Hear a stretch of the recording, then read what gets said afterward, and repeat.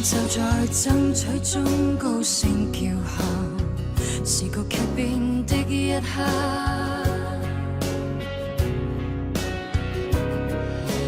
當此刻一雙手被你緊握，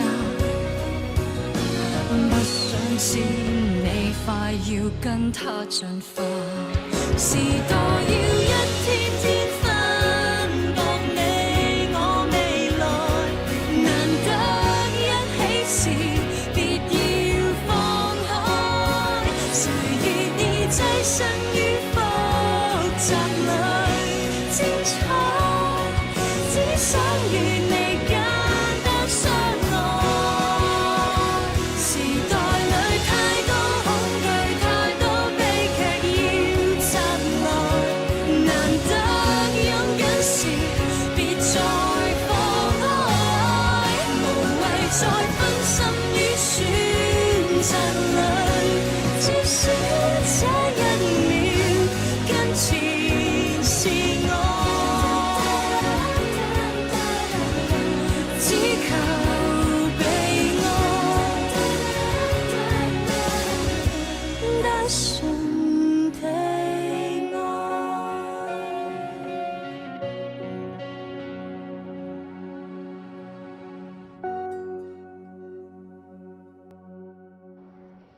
អ្នកបើកឡានសុំច្បាប់ឲ្យឈីយេឬឈីសិនមកក៏បានលោកមិនចាំបាច់លំបាក អ្នកស្រីទី2ជីមីទៅទទួលអ្នកស្រីផ្សេងទៀតហើយឆាលក៏ត្រូវទៅរោងល្ខោនមុន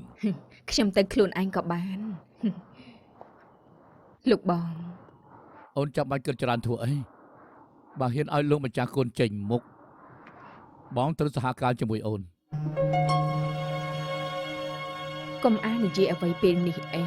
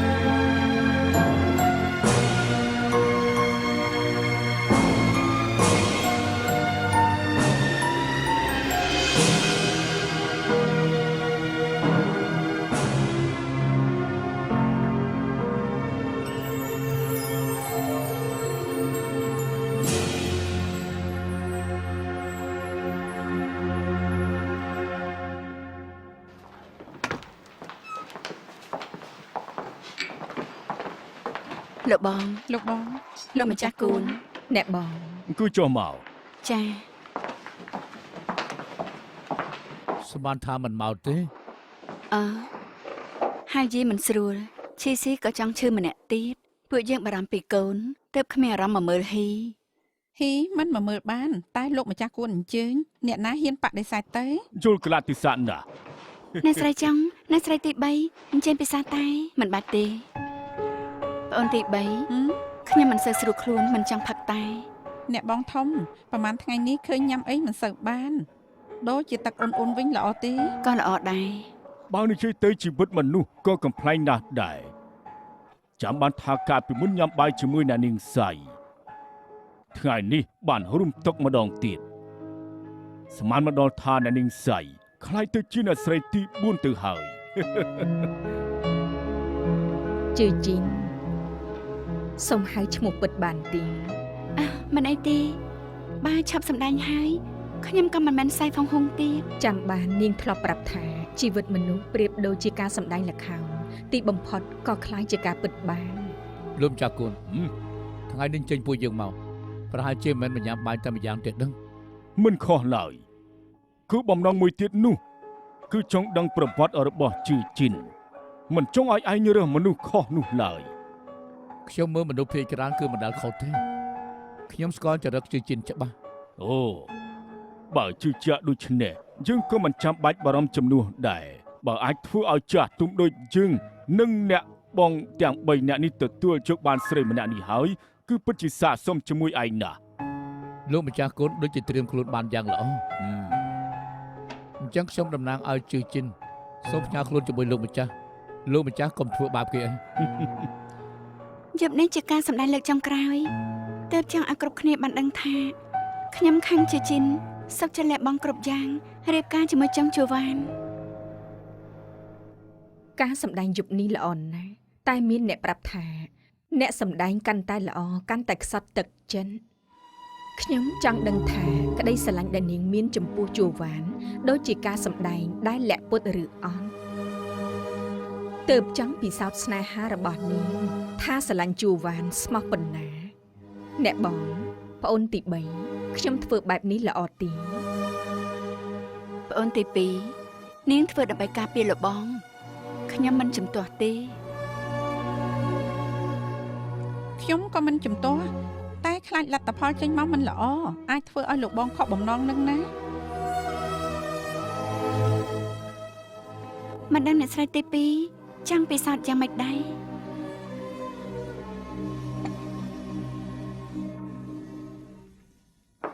ទឹកតែមួយពេងនេះលោកម្ចាស់គួនត្រៀមទុកឲ្យនាង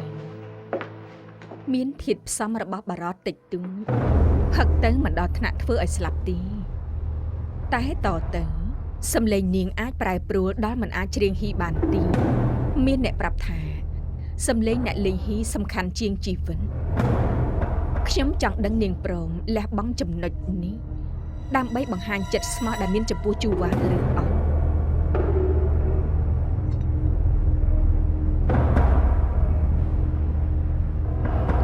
បែបនេះត្រូវគិតឲ្យច្បាស់បន្តិចហើយ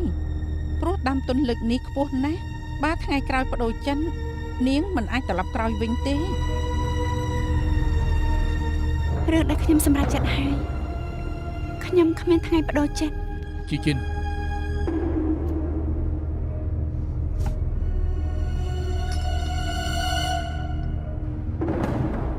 បានអ្នកស្រីទី2ចង់ឲ្យខ្ញុំផឹកតែមកពេលនេះមែនខ្ញុំក៏សំប្រាវាផឹកជូនអ្នកស្រីទាំង3ដើម្បីបង្ហាញពីចិត្តស្មោះ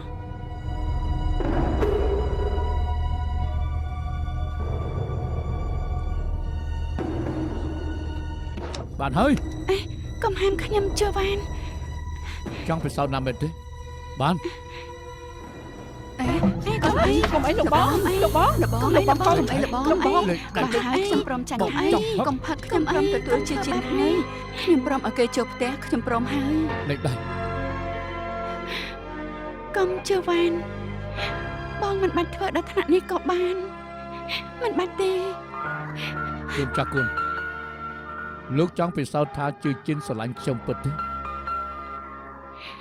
ខ្ញុំក៏ចង់ឲ្យគេដឹងថាខ្ញុំស្រឡាញ់គេដោយស្មោះ កុំលោកបងផឹកអីហើយឈប់ផឹកទៅ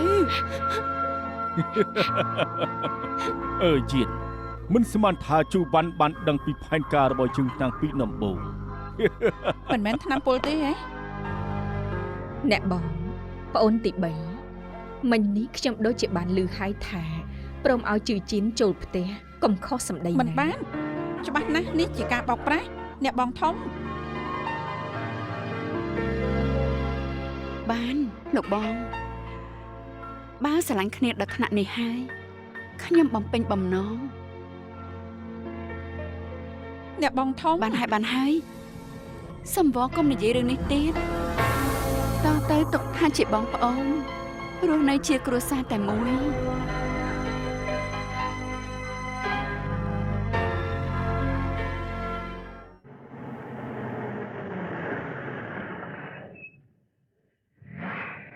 ក្រាញ់ថាមានរបស់ចង់ឲ្យមើលឯងមិនបានមកទៅនេះទៀត ចុះទៅកូនទៅដឹងទេ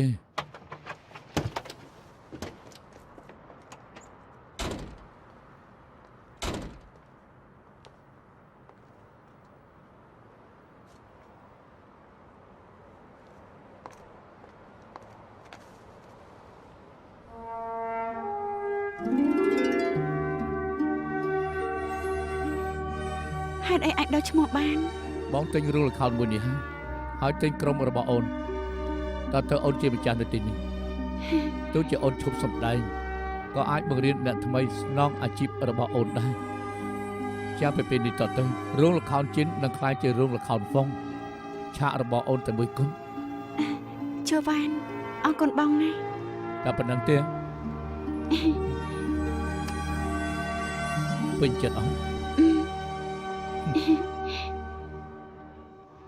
អរគុណអ្នកស្រីទី2 ឲ្យផឹកថ្នាំពុលហើយនៅមកអរគុណទីន ដោយសារតែមួយពេញនេះទើបខ្ញុំអាចឆ្លងកាត់ដំណាក់កាលអ្នកស្រីធំនិងអ្នកស្រីទី3បាន តាមពិតក៏មិនបានគិតចង់ជួយនាងទើបឲ្យលោកម្ចាស់គួនមកសម្ដែងល្ខោនជាមួយតែចង់ដឹងថានាងស្រឡាញ់លោកបងពិតឬអត់ តែមានរឿងមួយដែលខ្ញុំមិនយល់អ្នកស្រីធំនិងអ្នកស្រីទី3ព្យាយាមចំទាស់រឿងខ្ញុំល្មមអាចយល់បានតែហេតុអីបានអ្នកស្រីមកជួយខ្ញុំអ្នកស្រីមិនបាច់គិតច្រើនក៏បានព្រោះយ៉ាងណាខ្ញុំក៏ប្រៀបធៀបភាពសំខាន់ជាមួយអ្នកស្រីមិនបានយ៉ាងណាគាត់ក៏ស្រឡាញ់អ្នកស្រីជាង ខ្ញុំធ្លាប់ប្រាប់នាងហើយថាមិនអាចស្រឡាញ់គាត់អស់ពីបេះដូងទើបរំពឹងថានាងអាចធ្វើបានទើបចង់ដឹងថានាងហ៊ានលះបង់ដើម្បីជួវ៉ាន់ប៉ុណ្ណាទីបំផុតក៏បានដឹងបានន័យថាខ្ញុំគិតមិនខុស អ្នកស្រីទី2អ្នកស្រីប្រហែលមិនចង់ឲ្យខ្ញុំដឹងបញ្ហាផ្ទាល់ខ្លួនរបស់អ្នកស្រីតែដែលមកធ្វើមានដាក់ឲ្យពួកយើងព្រោះចង់ឲ្យជូវ៉ាន់មានក្តីសុខខ្លាំងឡើងបានន័យជាអ្វីដែលអ្នកស្រីចង់ឃើញខ្ញុំក៏ហ៊ានសន្យាថាខ្ញុំនឹងធ្វើឲ្យគាត់មានក្តីសុខ អ្នកស្រីទី2អ្នកនាងខាងលោកចុងអញ្ជើញទៅលួឈុតរៀបការ នាងទៅមុនចង់ខ្ញុំចង់អង្គុយមកផ្លែតទី អញ្ចឹងបានខ្ញុំតែមុនហើយ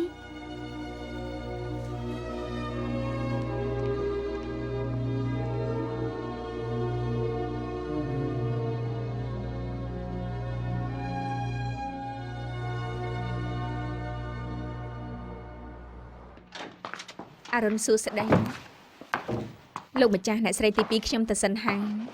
ជួវ៉ាន់អង្គុយសិនទៅ មិនបាច់ទេរសៀលនេះជាជិននឹងមកនិយាយទំនៀមរឿងចូលផ្ទះបងចង់ឲ្យពួកអូនទៅដែរឲ្យគេដឹងថាគួរធ្វើអ្វីខ្លះ ប៉ុន្តែប្អូនទី3ដូចជាមិនទាន់មកវិញទេ បងឲ្យមនុស្សទៅស្រាប់ទៅហើយទោះជាគេមិនមកយើងក៏នៅតែធ្វើដដែល ប្អូនទី3ដូចជានៅប្រឆាំងជាមួយនឹងបងត្រូវតែរកមធ្យោបាយដោះស្រាយ បងចាត់ការខ្លួនឯងអូនដូចជាខ្វល់ពីអ៊ីវ៉ាន់ជាងបងទៅទៀតព្រោះទ្របអានជាបងប្អូនច្រើនឆ្នាំមកហើយឬមួយអូនយល់ថាមិនក៏បីចំពោះគេ ខ្ញុំមិនគិតច្រើនដូចបងទេតែក្នុងនាមជាស្រីដូចគ្នាខ្ញុំយល់អារម្មណ៍របស់គេ បើអូនយល់អារម្មណ៍ពិតមែន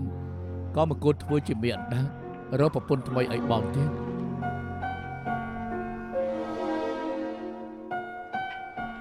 ថ្ងៃមុនអូននឹងលោកម្ចាស់គុណជួយគ្នាសម្ដែងល្ខោនជួយឲ្យជឿជៀនឆ្លងផុតដំណាក់ស៊ីនឡាននិងអ៊ីវ៉ាន់បងសប្បាយចិត្តដែលណាជាអ្នកគិតទេ ពួកយើងជួយគ្នាកិនគេជាតួឯកហ៊ីងសុកចិត្តលះបង់សំបីតែសម្លេងខ្លួនឯងមិនមែនអ្នកណាក៏អាចធ្វើបានគេស្រឡាញ់បងដោយចិត្តស្មោះសមនឹងរៀបការជាមួយបង មានន័យថាធៀបជាមួយអូនគេស្រឡាញ់បងខ្លាំងជាង គ្រប់គ្នាមានវិធីបង្ហាញក្តីស្រឡាញ់ខុសៗគ្នា ពីមុនអូនជាមនុស្សពង្រឹងស្រាប់ទៅហើយពេលនេះក៏មានជឿជិនទៀតនេះជាក្តីស្រឡាញ់ដែលអូនបង្ហាញដាក់បងមែនទេចម្លែកម្យ៉ាងដែរ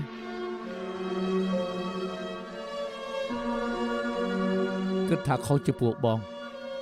ក៏រត់អ្នកផ្សេងមកជំនួសប៉ះពៅឲ្យបងគិតថាទៅរួច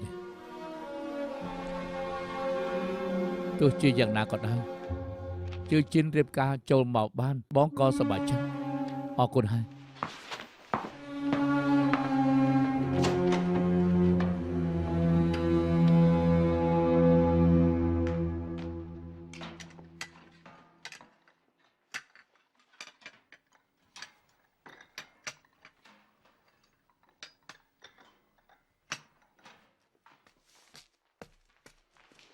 ចាំកន្លះម៉ោងទៀតសង្ឃឹមថាគេនឹងមកបងចង់ឲ្យគ្រប់គ្នាប្រជុំពីគ្រប់គ្នា លោកបងមិនដឹងថាប្អូនទី3មកទេឬអាចចាំយូរយើងចាប់ផ្ដើមជជែកគ្នាសិនទៅល្អជាង តាមចិត្តអូនចុះ ខ្ញុំរកពេលល្អឲ្យហើយបើចង់ឲ្យអ្នកនាងសៃចូលមកឆាប់យកថ្ងៃទី3ខែក្រោយចាស់ នេះជាថ្ងៃល្អ ការប្រពន្ធចង់មិនពិបាកទេมันបាច់ធ្វើពិធីអ្វីឲ្យធំដុំពេកទេប៉ុន្តែទំនៀមនៅតែជាទំនៀមពីមុនជិះក្រែស្នែងតែឥឡូវនេះជិះឡានបានមកដល់មុខផ្ទះហាមចូលតាមទ្វារធំឲ្យចូលតាមចំហៀងលើកតែឲ្យអ្នកបងទាំង3នាក់បែបនេះសាមញ្ញបំផុតហើយ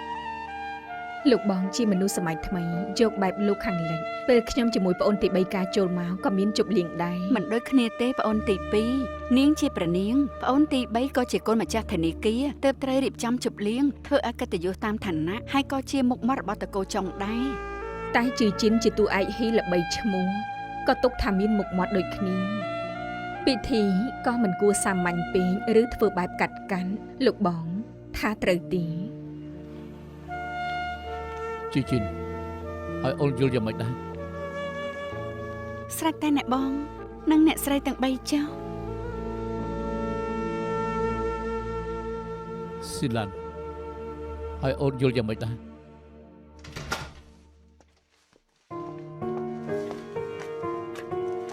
អ្នកស្រីទី3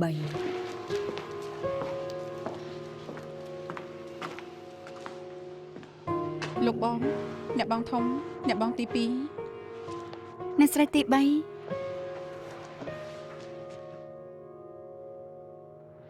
ហេតុអីក៏មកយឺន 2មានរឿងសំខាន់លោកបង មានរឿងអ្វីសំខាន់ជាងការងារយើងទៀត មានមនុស្សស្លាប់ បានន័យថាម៉េច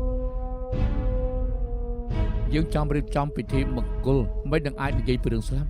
ហើយមិនឃើញខ្ញុំស្លៀកឈុតខ្មៅទេហ៎ មកពេលឃើញអូនស្លៀកឈុតពណ៌ខ្មៅហ្នឹងចេតនាស្លៀកមកបញ្ជឿ ខ្ញុំស្លៀកឈុតខ្មៅព្រោះត្រូវតែបន្សពលោកអ៊ំយ៉ៅគាត់ទៅតែស្លាប់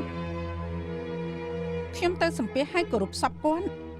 រួចហើយឆាប់មកវិញពីគ្រោះរឿងប្រពន្ធចង់បងបែបនេះហើយនៅមិនពេញចិត្តទៀតណា សុំតែអ្នកស្រីទី3ខ្ញុំគិតថា សុំទោសអ្នកនាងសៃយើងកំពុងនិយាយរឿងប្រពន្ធចង់តកូលចង់ជារឿងផ្ទៃក្នុងរឿងដែលនាងចង់និយាយចាំចូលផ្ទះសិនខ្លាចជាគ្រួសារយើងចាំនិយាយ ប្អូនទី3យ៉ាងណាគេក៏ជាភ្ញៀវ មែនហើយមិនដាប្រាប់ថាអ៊ំយ៉ៅឈឺទេ ជំងឺបេះដូងភ្លាមក៏ខូច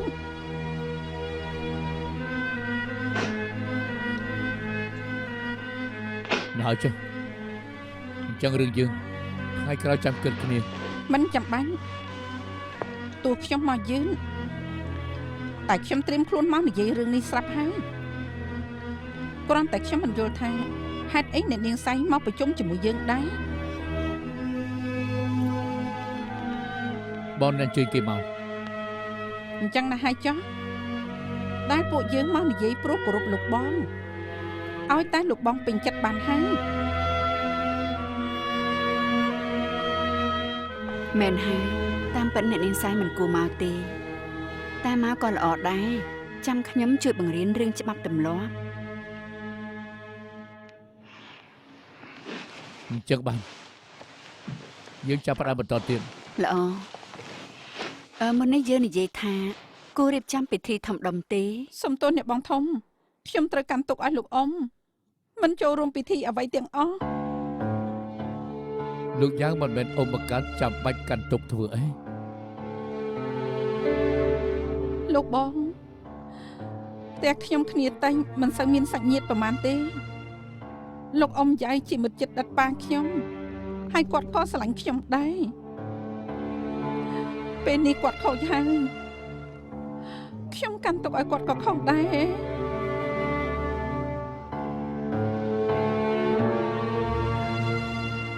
អញ្ចឹងបានប្រាប់បន្តិចមកអូនគិតយ៉ាងម៉េចជាមួយរឿងនេះ អ្នកណាហ៊ានទៅបើខ្ញុំនិយាយលោកបងយល់ព្រមទេ តែយើងរើសថ្ងៃទុកហើយបើជ្រើជ្រៀបចំហើយត្រូវតែសំឋានៈតកោចុងយើង មិនបាច់តាមចិត្តខ្ញុំចង់រៀបចំពិធីធំដុំបែបម៉េចក៏ធ្វើចោះគ្រាន់តែអត់មានខ្ញុំម្នាក់វាមានតែតោះខុសអី តែនាងជាអ្នកស្រីទី3បើមិនចូលរួមអ្នកស្រុកឯរិះគន់បានចាប់ថាយើងមានបញ្ហាផ្ទៃក្នុង ពិធីមង្គលហាមពាក់ព័ន្ធនឹងបុណ្យសង្ឃអ្នកបងកុំបង្ខំខ្ញុំអី អូនកំពុងដាក់សម្ពាធបងទៀតណា អ្នកណាហ៊ានទៅអញ្ចឹងបងប្រាប់មកបងចង់យ៉ាងម៉េចក្រែងខ្ញុំអាចធ្វើឲ្យបាន អូនប្រាប់បងវិញល្អជាងក្រែងលោកបងយល់ស្រុកនិយាយទៅឲ្យគ្រប់គ្នាជួយគិត អ្នកបងធំបើខ្ញុំប្រាប់ហើយជួយគិតផងណាទី1ចាំឲ្យចប់បុណ្យសពសិនមិនអញ្ចឹងរៀបចំបែបសាមញ្ញ បានបងគិតមើលសុំគិតសិនសម្រាប់ចិត្តរួចហើយចាំប្រាប់ម្ដងទៀតអញ្ចឹងត្រៀមអាវក្រៅ បាទលោកចុង ជាជិនបងជួលអូនទៅផ្ទះវិញ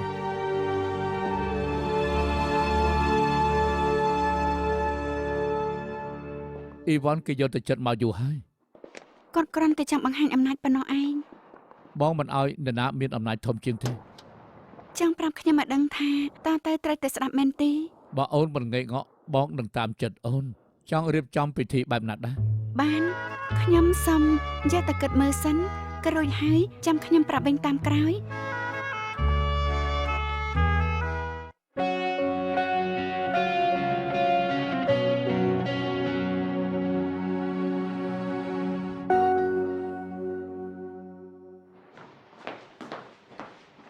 ឆៃហើរៀបអារងាឲ្យអ្នកបងនិងអ្នកនាងផងអាកាសធាតុត្រជាក់ហើយ ខ្ញុំដឹងហើយអ្នកស្រី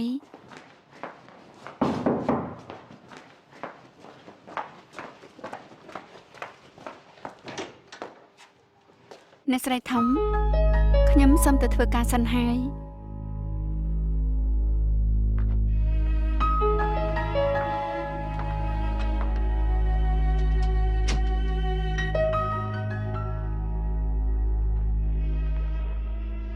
ហេតុអីខ្ញុំមិនដែលឮនាងនិយាយពីលោកអ៊ំដល់ថ្នាក់ត្រូវកាន់ទុកឲ្យគាត់ដែរ បងមិនដឹងអ្វីពាក់ព័ន្ធនឹងខ្ញុំច្រើនទៀតហើយបងក៏មានច្រើនយ៉ាងដែលខ្ញុំមិនដឹងដូចគ្នា មានអ្វីនិយាយត្រង់ៗតើបានទេ អ្នកណាហ៊ានខ្ញុំវាល្ងងគិតថាអ្នកបងជាគ្នាឯងចុងក្រោយបងក៏ព្រមមកវិញបានន័យថាព្រមទទួលអ្នកថ្មីហើយខ្ញុំអាចនិយាយអីបាន ខ្ញុំដឹងថានាងត្រូវតែបន្ទោសខ្ញុំតែមិនព្រមមើលហេតុការណ៍នៅពេលនោះ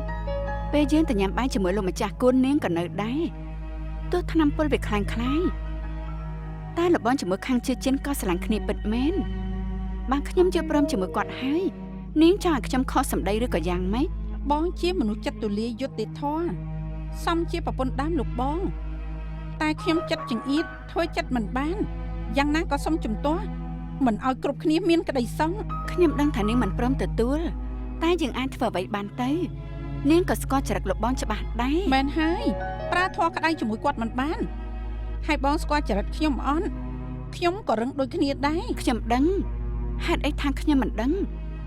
យើងនៅជាមួយគ្នាមកច្រើនឆ្នាំព្រោះខ្ញុំដឹងបានខ្ញុំបារម្ភពីនាង បងចេះបារម្ភខ្ញុំដែរ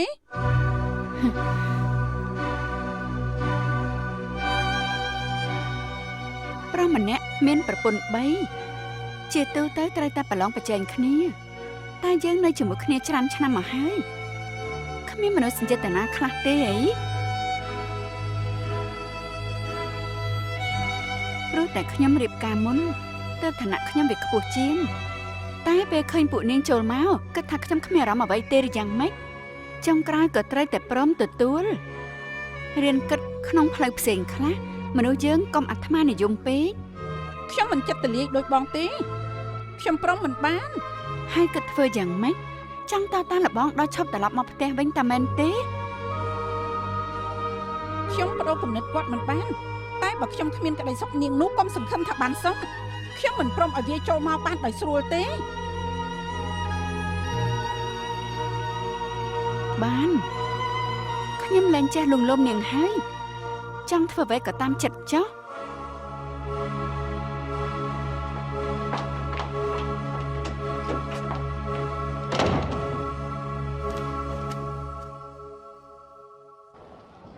សួស្តីលោកចុង សួស្តី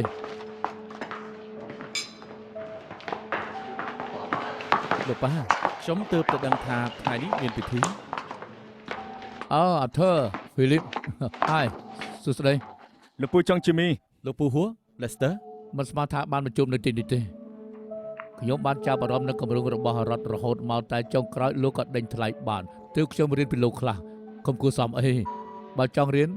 មានច្រើនចំណុចខ្លាចទៅលោកគ្មានពេលទំនេរទេទាំងការងារទាំងស្រីលោកក៏យកអស់ទៅហើយពិតជាអស្ចារ្យមែនខ្ញុំគ្រាន់តែនិយាយលេងតាកុំប្រកាន់អី Mr. Robertson ហើយ សុំទោសផងអញ្ជើញចុះ ខ្ញុំទៅមុនសិនហើយ លោកប៉ាចង់ជួបបានមិនសូវក្រែងចិត្តប៉ានោះទេ គ្រាន់តែសម្ដីតាមតែគេចុះបើចង់ឲ្យគេឈឺធ្ងន់ត្រូវតែលើកគេឲ្យឡើងខ្ពស់សិន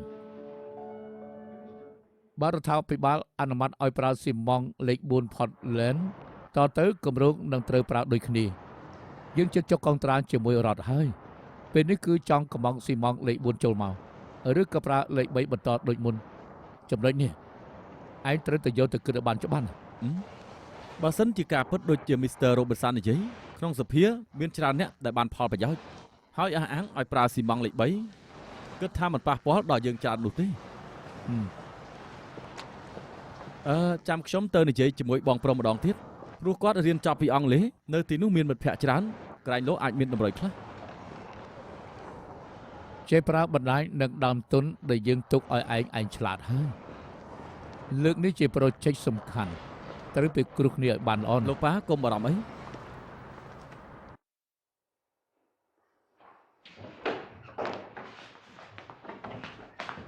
ជីមីខ្ញុំមានឯកសារចង់ឲ្យឯងមើលបន្តិចញ៉ាំបាយសិនហើយចាំគិតគ្នាអត់ទេមានការងារត្រូវធ្វើច្រើនទៀតបញ្ញាប់ហ៎អត់ទេតែចង់ធ្វើឲ្យបានល្អមករយៈនេះឃើញនៅដល់យប់មិនក៏ឯងអាសាខ្លាំងម្ល៉េះខ្ញុំចង់មានស្នាដៃនឹងណាព្រោះអ្នកនាងសៃមកធ្វើជាម៉ាក់ទី4ខ្ញុំពិតមែនទេបងថ្លៃមានប្រពន្ធថ្មីពាក់ព័ន្ធអីជាមួយខ្ញុំទៅមិនពាក់ព័ន្ធជាមួយនឹងឯងទេតែពាក់ព័ន្ធនឹងបងស្រីឯងឬម៉ាក់ទី2ខ្ញុំវាគួរឲ្យបារម្ភដែរព្រោះមិនដឹងថានឹងមានរឿងអីកើតឡើងទៀតបើពាក់ព័ន្ធនឹងម៉ាក់ទី2មែនខ្ញុំក៏គិតថាវាក៏អាចពាក់ព័ន្ធដល់ឯងដែរត្រូវទេធ្វើការនៅហុងកុងអ្នកណាខ្លះដែលគ្មានខ្សែបណ្ដាញនោះតែចង់ពឹងមួយជីវិតមិនបាននោះទេសំខាន់បំផុតគឺត្រូវពឹងលើខ្លួនឯងអូជីមីឯងធ្វើការមុនខ្ញុំមានបទពិសោធន៍ច្រើនជាងខ្ញុំសម្ដីរបស់ឯងខ្ញុំនឹងចាំទុកអូខេញ៉ាំបាយសិនទៅហើយជីមីជប់សិនមើលឯកសារសិនទៅមានរឿងអីសំខាន់ដល់ថ្នាក់នេះរឿងដែលយើងទិញស៊ីម៉ង់ពីជាហ៊ុយបរាជ័យនោះមែនដែរទេពេលនេះតាក់ទងរោងចក្រថ្មីតែវាឡើងថ្លៃ 5% ខ្ញុំមិនហ៊ានសម្រេចចិត្តនោះទេដូច្នេះហើយទើបខ្ញុំមកសួរឯងសិនទៅ 5% អាចទៅរួចម្យ៉ាងទៀតឮថាខាងអង់គ្លេសអាចដូរប្រើស៊ីម៉ង់លេខផ្សេងពេលនេះគ្រប់គ្នាមិនហ៊ានកំងព្រោះខ្លាចថាបើសិនជាពួកគេដូរទំនិញខ្លាចត្រូវនឹងជាប់គាំងខ្ញុំមានមិត្តភ័ក្តិនៅអង់គ្លេសផ្ដល់ដំណឹងមកប្រាប់ថាឱកាសដូរមានតិចតួចខ្លាំងណាស់ដូច្នេះហើយយើងត្រូវកំងស៊ីម៉ង់មកទុកឲ្យបានច្រើនបំផុតមិនល្អទេដឹងបើកំងច្រើនយើងក៏ត្រូវប្រើលុយច្រើនយើងអាចខ្វះលុយបង្វិលណាកុំថាខ្ញុំបង្រៀនអីសពថ្ងៃនេះហុងកុងប្រជែងគ្នាសង់នេះសង់នោះមានការចាំបាច់ត្រូវប្រើស៊ីម៉ង់ច្រើនសន្ធឹកសន្ធាប់ខ្លាំងណាស់បើសិនជាយើងកំងទិញលេខនេះមកស្តុកទុកទី1អាចលក់តឲ្យអ្នកផ្សេងទី2ក៏ទិញបានធូរថ្លៃតើយល់ទេ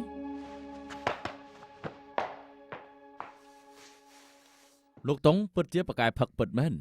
ខ្ញុំស្មានថាលោកមិនស៊ាំនឹងស្រាបារាំងនោះទេក៏មានខ្លះដែរដំបងវាមិនសូវស៊ាំទេតែយូរទៅក៏មានអារម្មណ៍ថាលេបស្រួលដែរតើសង្ស័យមកពីនៅជាមួយនឹងពួកលោកច្រើនពេកហើយធ្វើឲ្យរសនិយមខ្ញុំផ្លាស់ប្ដូរ បានន័យថាលោកតុងយល់កន្លឹះក្នុងការធ្វើជំនួយនៅហុងកុងហើយ ព្រោះបានមេធាវីហួរមកជួយដាស់តឿនខ្ញុំនេះហើយដោយពាក្យចាស់ថាបណ្ដាញធ្វើឲ្យការងារដើររលូនស្រួលកូនប្រុសជាមន្ត្រីរាជការ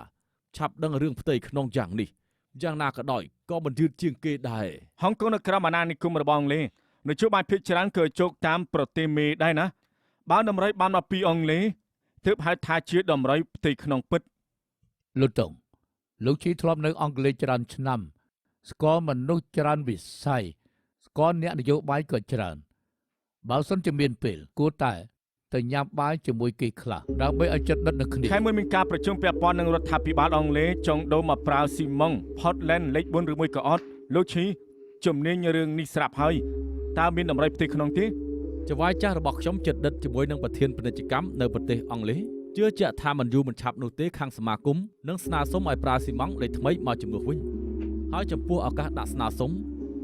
ឲ្យសភាអនុម័តនោះគឺមានខ្ពស់ខ្លាំងណាស់លោកគិតថារឿងនេះនរណាគេដឹងខ្លះ ហើយដល់ពេលនោះខ្ញុំហ៊ានអះអាងថាមានតែពួកយើងទេដែលបានដឹងចំពោះរឿងស៊ីម៉ង់នេះខ្ញុំមិនសូវដឹងនោះទេប៉ុន្តែតាមដែលស្ដាប់គួរទិញទុកខ្លះនេះក្រៃលោនមានអ្នកណាត្រូវការនឹងមករកយើងដល់ពេលនោះយើងនឹងយកចំណេញដោយមិនពិបាកនោះទេខ្ញុំទិញស្តុកទុកច្រើនហើយមានរឿងមួយទៀតជឿថាពួកលោកប្រហែលជាចង់ដឹងមែនទែនគឺគម្រោងសាងសង់ក្រសួងការងារក្រុមហ៊ុនវ៉ាងហឺងមិនទិញស៊ីម៉ង់ពីអ្នកណានោះទេគេនៅប្រើស៊ីម៉ង់លេខចាស់ដដែលសូម្បីតែអូដឺដែលកំងក៏នៅតែដដែលខ្ញុំជឿជាក់ថាបើសិនជាមតិនេះឆ្លងពេលណាសុបិនអាក្រក់ពួកគេនឹងចាប់ផ្ដើមឡើងអើយគ្រាន់តែនឹកឃើញថាចុងជួវ៉ាន់នឹងខឹងច្រឡោតខ្ញុំចង់សើចឡើងជ្រុះថ្មិញហើយសត្រូវគេគឺជាមិត្តរបស់ខ្ញុំ អញ្ចឹងយើងមកផឹកឲ្យមិត្តនិងសត្រូវពួកយើងមួយកែវតែម្ដងទៅ ជឿ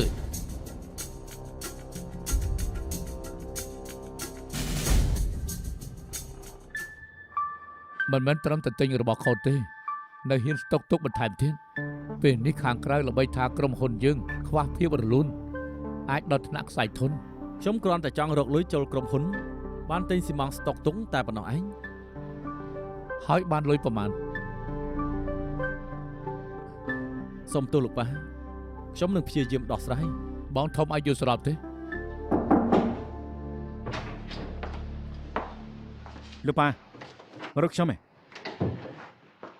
ឯងយល់ស្របជាមួយនឹងជីយាយទេ រឿងអី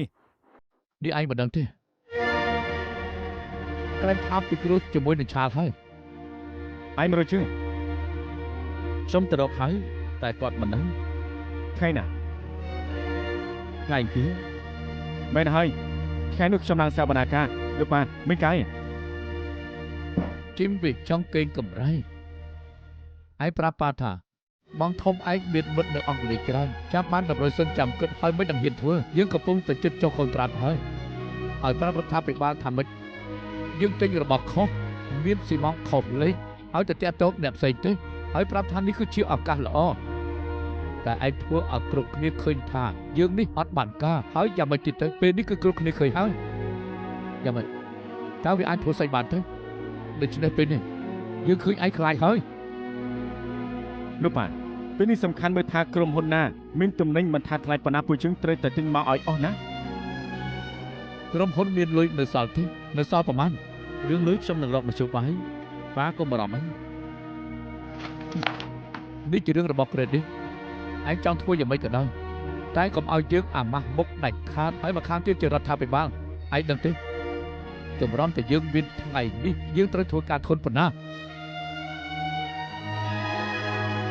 ឆាតជាមើលការងារគេឲ្យបានល្អកុំឲ្យខុសទៀតឲ្យសោះជាមី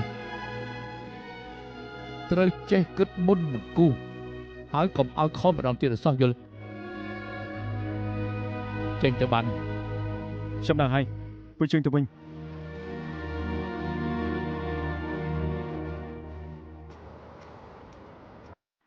លោកសាកភ្លក់តែរបស់ខ្ញុំសិនទៅថាវាមានរសជាតិយ៉ាងម៉េច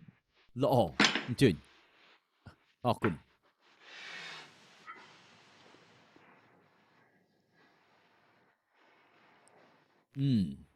ល្អណាស់ ខ្ញុំបង្រៀនតែមួយលើកសោះលោកក៏ដឹងរូបមន្តហើយប្រកែមែនទែន តាមពិតដែលមកថ្ងៃនេះមិនគួរតែផឹកតែទេគួរតែផឹកស្រាអបអរល្អជាងលោកតុងមានដំណឹងល្អអ្វីមែនទេ មេធាវីហួរបានផ្ដល់ដំណឹងប្រាប់ហើយរដ្ឋាភិបាលអង់គ្លេសបានអនុម័តឲ្យប្រើស៊ីម៉ង់ស្អីគេឡែនស្អីគេរបស់លោកនោះហើយ ស៊ីម៉ង់ផតឡែនលេខ4មែនហើយ ពេលនេះរដ្ឋាភិបាលហុងកុងក៏ត្រូវប្រើតាមដែរលើកមុនលោកទិញស្តុកទុកច្រើនណាស់លើកនេះកម្រៃមហិមាហើយធ្វើចំនួនក៏ចង់បានកម្រៃនេះដែរតែដែលពិសេសជាងនេះនោះគឺបន្តិចទៀតនឹងមានមនុស្សមកលួចខ្ញុំហើយ ខ្ញុំពិតជាចង់មើលឆាកនេះមែនទែន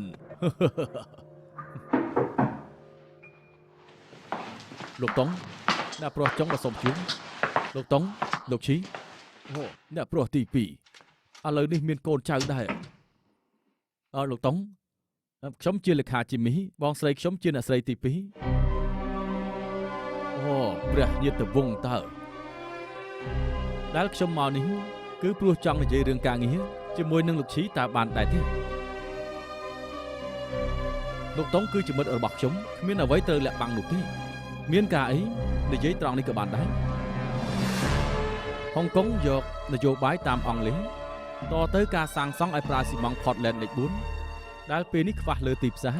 យើងចង់ទិញពីអង់គ្លេសគេក៏ប្រាប់ថាឲ្យយើងចាំមួយរយៈសិនឮថាលោកឈីទិញស្តុកទុកបានច្រើនទើបចង់មកសុំទិញពីលោកបន្តិចនេះពួកលោកមិនបានទិញស្តុកទុកទេមិនក៏ពួកលោកមិនបានតម្រុយឬមួយក៏ស្ដាប់ច្រឡំគ្មានស៊ីម៉ង់ក៏ធ្វើការមិនបានណាមួយជាគម្រោងរបស់រដ្ឋទៀតបងយើហ៊ុយទុកថាទុកមុខឲ្យខ្ញុំម្ដងទៅជួយពួកយើងតិចទៅលើកមុនព្រោះតែទុកមុខដល់ឯងទើបធ្វើឲ្យខ្ញុំសឹងទៅអស់ពីខ្លួនដឹងដែរទេថាហេតុអីត្រឹមតែជាង10ឆ្នាំខ្ញុំអាចមកឈានដល់ចំណុចនេះបានព្រោះមានពីរប្រយោគដែលដាស់តឿនខ្លួនឯងជានិច្ចចង់ឲ្យពួកឯងចងចាំទុកគឺមនុស្សយើងធ្វើខុសបានតែម្ដងគត់កុំឲ្យធ្វើខុសជាលើកទី2បើព្រោះតែរឿងលើកមុនខ្ញុំក៏ចង់សុំទោសលោកឈីម្ដងទៀតពេលនេះយើងត្រូវការស៊ីម៉ង់ខ្លាំងណាស់លោកក៏ជាអ្នកធ្វើចំនួនដូចគ្នាធ្វើយ៉ាងម៉េចទើបលោកព្រមលក់ឲ្យពួកយើងធ្លាប់មានមនុស្សមករកខ្ញុំដែរព្រមឲ្យតម្លៃគុណនឹង4សុំទិញស៊ីម៉ង់នៅក្នុងស្តុកខ្ញុំពួកលោកហ៊ានស៊ូតម្លៃទេគុណនឹង4លោកចង់សម្លាប់ពួកយើងទៅពីគ្រោះជាមួយប៉ាលោកសិនទៅទំនិញចង់លក់ពេលណាក៏បានទម្រាំតែពួកលោកមកវិញថាមិនត្រូវប្រហែលជាលែងលើសល់ហើយជីមីអញអាសាមកទីនេះធ្លាប់មកបានម្ដងមានចាស់ទុំម្នាក់នាំមកប្រាប់ថាទីនេះល្អខ្លាំងណាស់អាចប្រើលុយទិញបានគ្រប់យ៉ាងទាំងអស់ទិញបានទាំងស្នាមញញឹមទិញបានទាំងមនុស្សមានលុយអាចធ្វើអ្វីបានគ្រប់យ៉ាងពិតមែនខ្ញុំដឹងថាឯង stress មិនអញ្ចឹងមិនមកកន្លែងបែបនេះនោះទេកុំនិយាយរឿងមិនសប្បាយចិត្តមកឆាប់ផឹកទៅចាលីចាដល់ខែទៀតហើយណាហើយយ៉ាលបងស៊ីណានាហ៊ានមិនបងលុយនោះធ្វើតាមទម្លាប់ចាស្រួលនិយាយគ្នាក៏ល្អហើយអញ្ចឹងតើបានជាប្រុសចូលចិត្តចាយខ្លាំងណាស់ពិតជាត្រជាក់ចិត្តណាស់ពេលនេះខ្ញុំចាស់ហើយត្រជាក់ចិត្តមែនទេគ្រាន់តែយកស្រាមិនក៏យឺតម្លេះ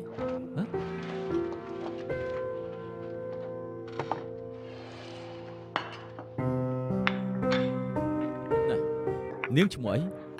ខ្ញុំឈ្មោះអីអីមកនេះមើលស្បែកសភ្លឺស្អាតដូចគុជពិតមែនមកនេះមកសំលេងស្អីហ្នឹងមានរឿងអីកើតឡើងហើយយ៉ាធ្វើឲ្យរបស់បែកទៀតហើយបែបនេះទទួលភ្ញៀវយ៉ាងម៉េចបានតឹងគេមិនពាក់ព័ន្ធទេខ្ញុំធ្វើឲ្យបែកខ្លួនឯងក្រោកឡើងមកមានរបួសត្រង់ណាដែរទេដៃត្រូវអីមិនក៏មានផ្លែរបួសសុំទោសផងអ្នកប្រុសអាអ៊ីនៅក្មេងណាផ្លែរបួសជួយចំណេះចាំពួកគេហើយមកនិយាយជាមួយខ្ញុំមកម្នាក់មកហូបស្នៃដៃទៅ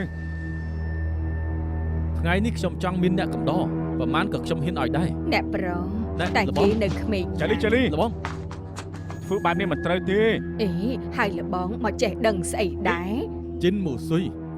ឯងស្គាល់ច្បាប់ទម្លាប់ដែរទេលើកមុនយកលុយខ្ញុំតែមិនធ្វើការទុកថាខុសឬអត់ ជារឿងផ្សេងគ្នាមកសบายក៏សบายទៅតែហាំមករវល់ជាមួយនឹងឯ ខ្ញុំ ង មានលុយខ្ញុំចង់ធ្វើអីក៏បានដែរស្មោះ អេ ណា អូអូ គេដាក់ជើងផុយហើយគេជើង ចា ផុយទៅដល់ឯងវិញ អី ជើង អ្នកប្រុសកុំខឹងអីប្រាប់តាមត្រង់ចុះអ្នកប្រុសអាអ៊ីមិនទាន់ដល់ពេលទេខ្ញុំសុំពេល10ថ្ងៃថ្ងៃទី5ខែក្រោយនឹងឲ្យគេចាប់ផ្ដើមធ្វើការបើអ្នកប្រុសចង់បានចាំខ្ញុំឲ្យថ្ងៃនោះក៏បានដែរណាបញ្ចេញតម្លៃគ្នាទៅល្អទៀត អាម៉េច10ថ្ងៃទៀតទេ ជីមីស្ងប់អារម្មណ៍សិនទៅប្រយ័ត្នបងថ្លៃគាត់ហ្នឹងខ្ញុំដឹងហើយមិនចាំបាច់និយាយទេ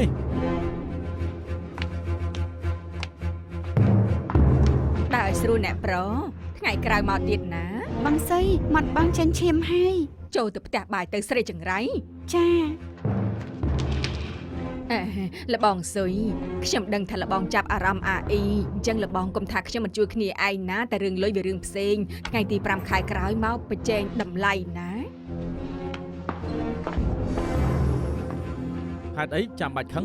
ទៅបារម្ភគេធ្វើស្អីភ្លេចសៀវយោហើយហ៎ បាយនេះជិះស្អីយើងអត់បានស្រឡាញ់គេទេនេះជិះក៏អត់ប្រយោជន៍ដែរទៅ